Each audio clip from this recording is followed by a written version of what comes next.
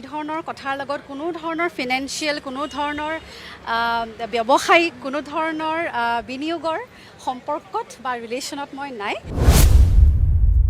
কোনো ধৰণৰ লেনদেনৰ সম্পৰ্কত মই তেওঁলোকৰ লগত নাছিলোঁ লগত মোৰ চিনাকি আপুনি মোক বিয়ালৈ মাতিলে মই বিয়ালৈ নাযাম নেকি যাম নিশ্চয় আৰু তাৰ্কিকৰ জৰিয়তে মই সুমিক চিনি পাওঁ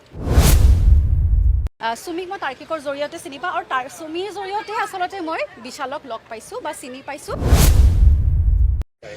প্ৰথম কথা হ'ল মোৰ যিখিনি ক'বলগীয়া আছিলে মই কালি নিশা সামাজিক মাধ্যমৰ জৰিয়তে মই মোৰ স্পষ্টীকৰণ দিছোঁ যে মই এই ধৰণৰ কথাৰ লগত কোনো ধৰণৰ ফিনান্সিয়েল কোনো ধৰণৰ ব্যৱসায়িক কোনো ধৰণৰ বিনিয়োগৰ সম্পৰ্কত বা ৰিলেশ্যনত মই নাই কোনো ধৰণৰ লেনদেনৰ সম্পৰ্কত মই তেওঁলোকৰ লগত নাছিলোঁ আৰু সেইখিনি মই স্পষ্টকৈ কালি নিশা জনাইছোঁ আৰু সেইখিনিতেই মই আজিও স্পষ্টকৈ জনাব বিচাৰিছোঁ মই এইখিনি আপোনাক ক'লোৱেই যে মোৰ যিহেতু কোনো ধৰণৰ ব্যৱসায়িক সম্পৰ্ক তেওঁলোকৰ লগত নাছিলে মই সেইটোতো নাছিলেই গতিকে সেইটো তাতকৈ বেছিকৈ মোৰ ক'বলগীয়া নাই কিন্তু এটা কথা মই আচলতে আপোনালোকৰ জৰিয়তে ক'ব বিচাৰিছোঁ যে আমি আপোনালোকক বহুত বিশ্বাস কৰোঁ আপোনালোকক আমি বহুত বিশ্বাস কৰোঁ সাধাৰণ ৰাইজে আপোনালোকক সন্মান কৰে বিশ্বাস কৰে গণতন্ত্ৰৰ চতুৰ্থ স্তম্ভ হয়নে গতিকে এই ক্ষেত্ৰত আপোনালোকক মই বহুত ধন্যবাদ জনাইছোঁ অন্তৰৰ পৰা যে আপোনালোকে মোক সুধিবলৈ আহিছে এবাৰ মানে জানিব বিচাৰিছে কথাটো কিমান দূৰ সত্য কিন্তু কালি যিটো আমি খবৰ পাইছোঁ বাতৰি প্ৰচাৰ হ'ল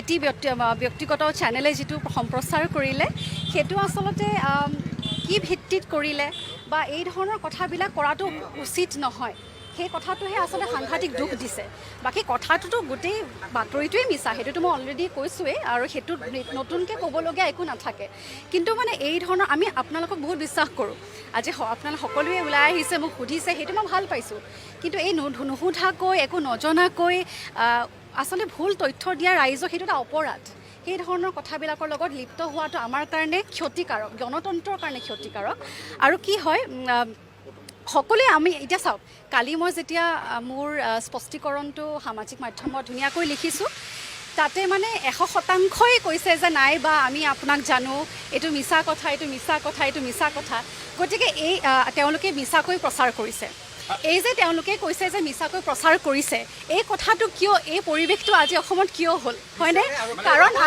কাৰণ আমি আচলতে বহুত বিশ্বাস কৰোঁ ৰাইজেও হয়তো এতিয়া গম পাইছে যে কিবা কোনোবাখিনিত যে এইখিনি মিছা কথা আচলতে এই পৰিৱেশটো অহাটোৱে আমাৰ কাৰণে দুখজনক গণতন্ত্ৰৰ কাৰণে দুখজনক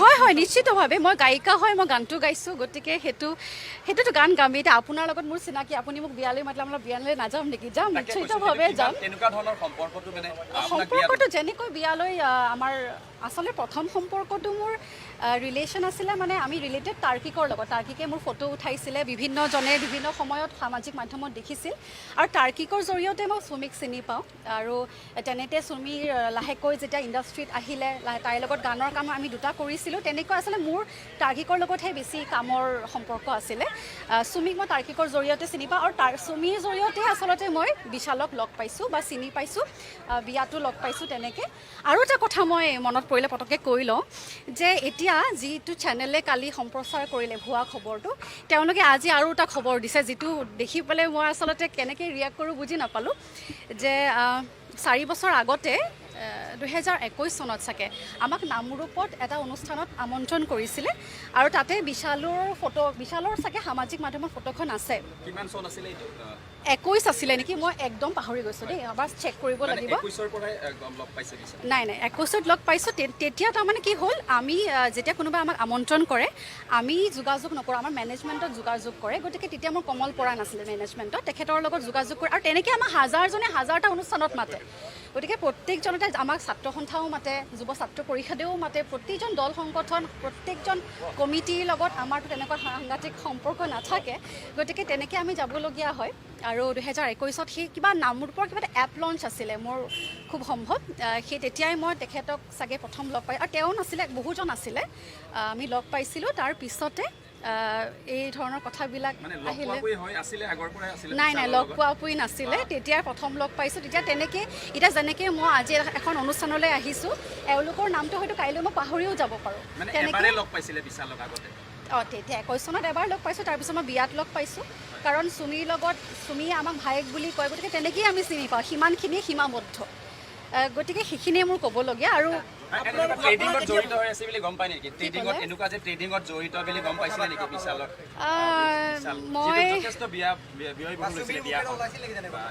নাই সেইটো কেতিয়াও নাই কোৱা, মোক কেতিয়াও কোনো ধৰণৰ কথা আছে। মই আপোনালোকক ক'লোৱে, মোৰ মানে সাংঘাতিক ঘনিষ্ঠ নহয়। ডেফিনেটলি আমি ৰিলেটেড হয়, কিন্তু তাৰ্কিকৰ লগতহে আচলতে মোৰ বেছি কাম থাকে। আমি ফটোৰ কাম কৰোঁ, সেইকাৰণে আচলতে তাৰ্কিকৰ ফালৰ পৰাহে আচলতে মই গৈছিলোঁ। আৰু মই বিয়াখন 3 দিন নে 4 দিনীয়া আছিলে নেকি, মই এদিনহে গৈছোঁ, যিহেতু মোৰ সেইটো সময়ত ৰাসৰ অনুষ্ঠান হৈ আছিলে।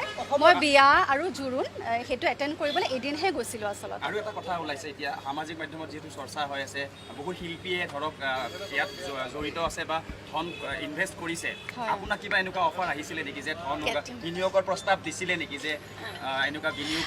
আপুনি প্ৰশ্নটো কৰি আপুনি নিজে হাঁহি দিলে। আচলতে মোক ছোৱালীজনী যিসকলে জানে, গতিকে এই ধৰণৰ কেতিয়াও অফাৰো পোৱা নাই, মই নিজেও এপ্ৰ'চ কৰা নাই। আৰু মোৰ সকলো এইবিলাক মানে ব্যৱসায়িক কথা বা এই ধৰণৰ ফিনেন্সিয়েল কথাৰ লগত মোৰ কেতিয়াও কাহানিও কোনো ধৰণৰ সম্পৰ্ক নাই। আপোনাক কৈছিলে নেকি? সেইটোৱেতো মই ক'লোঁ যে সেইটো ভুৱা কথা, এইটো মিছা কথা। এতিয়া মই নাজানিম নহয় কোনে মিছা কথা কৈছে, এতিয়া চেনেলেই মিছা কৈছে নে কিয়নে মিছা কৈছে মই ক'ব নোৱাৰিম, যিহেতু তেনেকৈ ওলাইছে। এতিয়া মোৰ ফালৰ পৰা এইটো স্পষ্ট কথা যে সেই কথা সম্পূৰ্ণ মিছা। এই ধৰণৰ ব্যৱসায়িক ফিনেন্সিয়েল বিনিয়োগৰ কোনো ধৰণৰ সম্পৰ্কত মই নাই।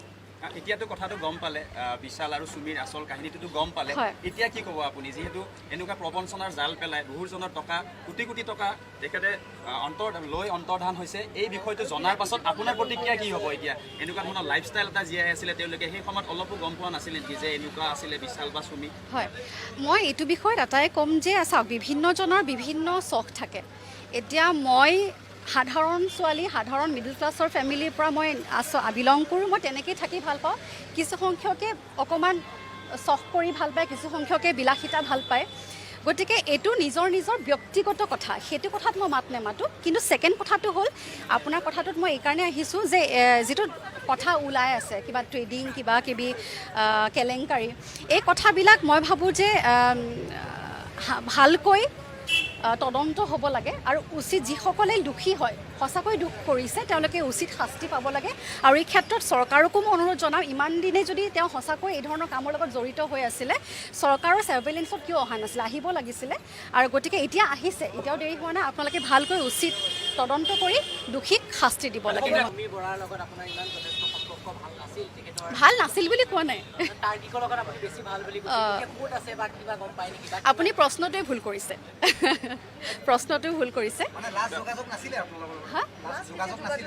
লাষ্ট যোগাযোগ মোৰ মনতে পৰা নাই আচলতে। বিয়াৰ পিছত চাগে এবাৰ দুবাৰ মই চুমিৰ লগত কানেক্টেড হৈছিলোঁ, গানৰ সূত্ৰে কিবা কিবি, সেইখিনি।